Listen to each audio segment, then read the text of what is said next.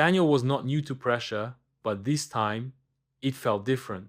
At 42, he had checked all the boxes. A stable job in finance, a comfortable home, 2 kids in school, a marriage that, while not perfect, had weathered time. But in the span of 3 months, everything cracked open. His company downsized. He was let go without warning. His wife, already distant, admitted she felt disconnected and moved in with her sister to figure things out. To top it off, his youngest son, just 10, broke down one evening and asked, "Are we still a family?" Daniel wasn't just losing things, he was losing himself. And he reacted the only way he knew. He spiraled. He started snapping at everyone, even his kids. He stopped answering messages from friends. Nights were sleepless, days were heavy.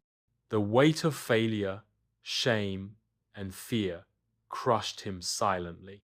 One night, after a particularly bitter call with his wife, Daniel sat alone in the dark living room, staring at the wall. He remembered something his late father once said: "You can't always stop the storm, son, but you can choose who you are in it." That sentence hit differently now. Daniel realized he had been letting the storm define him. He couldn't control the layoffs. He couldn't force his wife to stay. But he could control who he became in the aftermath.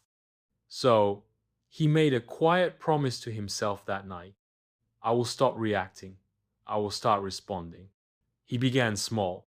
The next morning, when his son asked if everything was okay, Daniel didn't fake a smile. He said, "It's hard right now, buddy, but we're going to be okay together." He started journaling every night, dumping his thoughts without judgment. Instead of drowning in rejection emails, he set a routine: 3 job applications before noon, then a walk or workout, and time with his kids.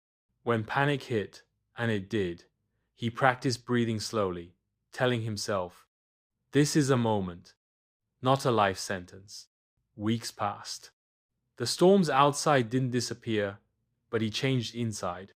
One afternoon, after a quiet moment with his wife, who had noticed the difference in his demeanor, she said, "You're calmer, stronger, somehow."